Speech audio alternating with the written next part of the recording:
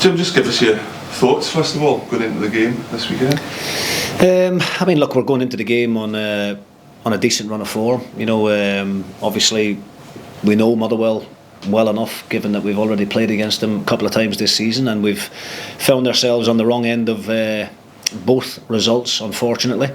But we're going into the game with a lot of confidence within the group, unbeaten in our last 5 games, and we want to go down to Motherwell to give a good account of ourselves and to make sure that we're on the right side of the result this time around. And it feels like every game's a big game in its own way, but you look at the league positions of the two, and they'll be looking at, if they get the win, they go above you, but you get the win, you put a nice bit of daylight between yourselves and one of your nearest challengers. Yeah, I mean, look, we go into every game trying to win it. We feel that we'd done enough last Saturday to win the game, and we certainly felt after the game that we had dropped 2 points.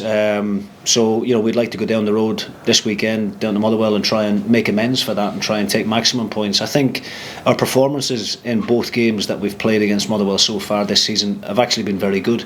The only criticism probably could be that we lacked a bit of ruthlessness in front of goal with the chances that we created. Added to that, we also shot ourselves in the foot on a couple of occasions with some of the goals that we've conceded. So I think we're going into this game in a better place now than what we were going into the last fixture. Obviously Motherwell are going into the game off the back of a really positive result against St Mirren last weekend, having had to weather a difficult patch, a run of fixtures, results that I'm sure they wouldn't have been happy about. But look, there's lots of incentives there. Obviously, as you mentioned, to open up a 5-point gap would be great, but on the flip side of that, the incentive for Motherwell is to try and go above us. So there's a lot riding on the game for both teams. But if we can build on last weekend's performance against Kilmarnock, that would be really, really good, because I think it's probably one of our best performances of the season to date in terms of particularly in possession. I thought we played really, really well. We created enough chances to win the game, and unfortunately just couldn't hang on towards the end. A real rash decision to give away the penalty, and that unfortunately led to us dropping a couple of points. Just on the game at the weekend, I mean, obviously we're aware that the club have been speaking with Willie Collum in the aftermath. Just to kind of try and pull all this together, why did the club see the need to do that, and what was the upshot of it? Well, I haven't had a chance to catch up with the chief executive since those conversations, but look, I think there was a few decisions within the game that obviously we were a little bit confused by, and I highlighted those decisions after the game. There was a tackle on Vichko Sevelj that obviously never led to an on-field review. There was the incident with Sam Dalby as well. So I just think there's a bit of clarity wanted from the club. I like Willie Collum's approach to how he's went into that role as the head of referee, and he spoke really openly and honestly at the start of the season about transparency. We know how difficult the job is for referees week to week, and we respect them, of course we do, but I think it's just trying to understand what the decision-making process is with regards to VAR, the on-field reviews and things like that. So I haven't, as I said, had a chance to catch up with Luigi yet, but I'm pretty sure he'll fill me in later on this afternoon. Do you feel that even subliminally almost there was maybe a mentality among the match officials or the VAR in the last game, given what happened against St Mirren before, when the two decisions were deemed to have gone against St Mirren? I definitely. I think there was so much made about the couple of penalties that we had awarded in that game. A lot of media attention, and referees are obviously only human, and I'm pretty sure they're watching the news and reading the papers themselves, and subconsciously maybe thinking St Mirren got Dundee United got a couple of soft ones against St Mirren, and maybe sometimes that does play on their minds, but it shouldn't be that way. It's game to game at the end of the day, and every game needs to be treated in its own right. And whether that has happened or not, I'm not suggesting that for a minute. I think Stephen McLean's a good referee, but there was just one or two incidents that we felt merited on-field reviews, and for the referee then to be the one that makes those all-important decisions. I don't think it's right that the guys in the VAR studio are deciding whether a tackle is a good tackle or a bad tackle. We want the referee to have as much input and control in the game as possible, and I just didn't feel that happened against St Mirren. Team news? No, we're okay. I mean, we've got a similar squad to the one that we had against St Mirren. Trapanovsky has joined in with the group, has been training, but he won't be ready to start the game. There's a possibility that he may be in the squad.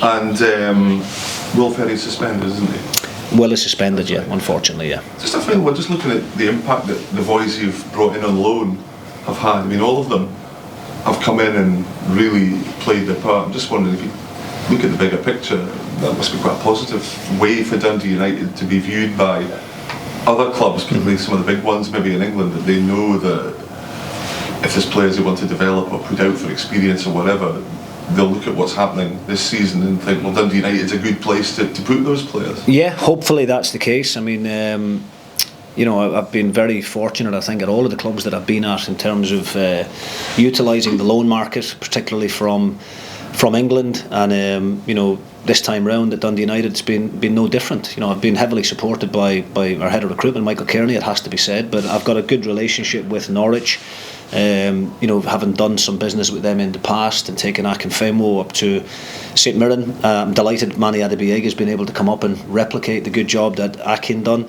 and he's became a better player in a short period of time from working here at United and obviously playing week in, week out.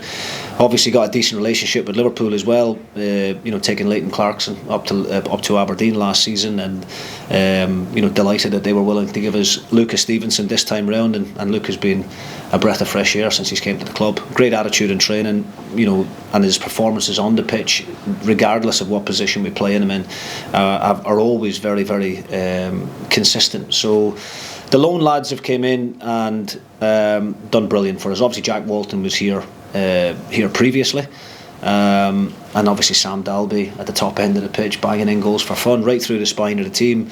They're all really important players for us, and it would be great if we could continue to do that good work in the loan market, because it is a something that we have to continue to look at. We don't want to have 8 or 9 loans, but if you get 3 or 4 really good ones that can make a difference, then it can certainly help the squad. Just sticking with that loan front, I guess for a team like Dundee United it makes sort of good financial as well as footballing sense to bring in loan players. Is that a market you could see yourself tapping into again in the near future? Yeah, I mean, like I said, it's a system that I have utilised over the years as manager. Like every other manager out there. Of course, it does help with the budget. We probably wouldn't be able to sign the players mentioned on permanence, given what their contracts look like at their parent clubs, but these loans can be hugely beneficial for all parties. The player is coming to play at a top league, senior football. The parent club is obviously getting to look at their player competing against top level opposition, and from our perspective we're getting a really good quality player for what we feel is a good price and works within our budget. So we will continue to use the loan system going forward. You've spoken about your disappointment at dropping points at the weekend. What does that say about the season that you're having, that a draw is a disappointment? I mean, look, I think it speaks volumes of the group. I thought we were really good on the day against Kilmarnock. We hit the post in the early part of the game as well with Big Sam. If that goes in, I think the game is obviously a lot more comfortable. The longer the game is at 1-0, then Kilmarnock have always got something to play for, and Derek McInnes made some really positive changes going into the latter stages and pretty much threw every attacking player they had on the bench onto the park. They've got nothing to lose at the end of the day, and it worked for them. We, albeit caused our own problems in that situation by giving away a silly penalty at a really crucial time in the game, but I do certainly feel like it was 2 points dropped. No doubt Derek McInnes would be feeling the same after the last game we played down at Rugby Park when they were winning 3-1, but the all-round performance pleased me. I thought we looked really composed on the ball, really brave, playing out from the back, and created numerous opportunities. And as I said, I believe we've done enough in the game to warrant taking all 3 points. But to be disappointed for only picking up a point against a good organised team like Kilmarnock, I think speaks volumes for the group. You play Motherwell this weekend, and you spoke about making amends for last week's drop points. They're a team just sitting behind you. Does that give an added incentive not to allow them to sort of leapfrog you in the table? Yeah, I mean, look, I think Motherwell have had a terrific season up to now. I know prior to the game against St Mirren they were on a little bit of a difficult run of form, but no doubt Stuart Kettlewell will be delighted that they were able to keep a clean sheet against a difficult St Mirren opponent and obviously win the game in the end. So no doubt they'll be feeling a lot better coming into this game against us than they were possibly going into the St Mirren game. But the two games that we've played against Motherwell up to now have been very competitive. Very little between the two teams, and it's been fine margins on the day that have ultimately won Motherwell the game. So we have to go down there and be positive. We're on a great run of form ourselves. We're unbeaten in the last 5 games, and it'd be lovely to go down and bring a good travelling support down the road and hopefully give them all 3 points to cheer. You're in the midst of a busy schedule of fixtures, and they come thick and fast as we move through the festive period. How pivotal could the next sort of few weeks be for your season? Well, I've said for weeks now, we've been getting a lot of plaudits for the start that we've had, but I do believe this festive period is the most significant period of the league campaign so far, and I think if we can get to the middle of January and still be in and around the top 6, then I think we'll be in a good position. There's teams down below us that are picking up good results as well. I think we all expect Hibs and Hearts to improve given the squad and the resources that both those teams have available to them. So I think the league is really, really competitive. We just need to focus on ourselves and just make sure that we keep giving everything on the day, and it would be great to try and get some of these injured players back as well. And I think we've had to go for large periods of this season without some really key and influential players, the likes of Docherty and Moult and Ross Graham. Trapanovsky's back in training with the lads now. Craig Sibbald, getting him back and available in the middle of January will be like a new signing. So the squad is going to be stretched over the next few weeks, and we're going to have to look after the players and make sure that we get the appropriate amount of rest and recovery so that we can compete on the match day. But it's an exciting time. I think we're all looking forward to it. As players, you just want to play game after game after game, and when you're doing well and you're winning games, mental fatigue doesn't come into it. You spoke about Will Ferry being suspended. How big a miss will he be? Yeah, I mean, look, any team that has to go without their best players, it's always is a problem, but at the same time we feel that we've got an adequate replacement there to come in and fill in Will's place. But Will has probably been one of the signings of the season as far as I'm concerned in terms of his consistent performances from day one. He's improving, he's getting better, he's still a young lad. He's loving life at Dundee United, and he's bitterly disappointed that he misses out on such an important game, but it'll be good to have him fresh and have him back available for the Celtic game thereafter. Thank you. Thanks. Just a quick one on Christian Trapanovsky. Mentioned he's back training with the group, hopeful to be in the squad this weekend. And is he someone you have to take a little bit of extra care with in terms of kind of bringing him back, given the previous injury he had, and obviously, like you mentioned, the busy festive period coming up? Yeah, definitely. We're obviously really pleased that he's back in training. We have taken learnings from the setback that he had at Easter Road. And we've asked the player as well to be a bit more honest about the situation, because he possibly hadn't fully recovered from the hamstring issue prior to the Hibs game, but we have taken a lot more time with it this time, and just to make sure that he is 100% right before he comes back, and he feels that way himself. The medical team couldn't have done any more with him, and he's a really important player for us, so it's great to have him back, because he's one of those players that really caught the headlines in the early part of the campaign with his goal scoring contributions, both assisting and scoring himself, and you can't have enough good attacking options as a manager, and so really pleased to have him back in the fold. Thank you.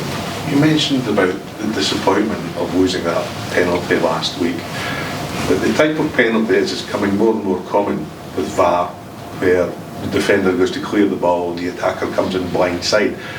There's not an awful lot you can really do about that as a defender, so I mean that's going to become more and more prevalent in the games as we go on? Yeah, I mean, look, I think we've seen those types of penalties given all throughout the season, and we had a similar type of penalty against St Mirren the week before. So I was never questioning the decision to give Kilmarnock a penalty at that point. I would have wanted it at the other end, so I think the referee got it right. My bugbear after the game was the amount of press attention our penalty got against St Mirren, and the fact that so many pundits who are ex-players and have played the game tried to deem that wasn't a foul. For me was that was beyond belief. So I thought the referee got the decision right against St Mirren for us. I thought Stephen McLean at the weekend for Kilmarnock got the decision right. There's definite contact on the Kilmarnock player. I think it's a poor decision from ourselves in that moment, especially at that stage of the game.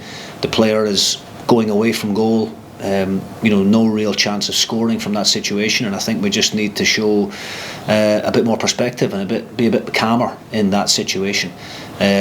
So we'll learn from it, and hope that in the next time that type of situation comes, we'll make a better decision.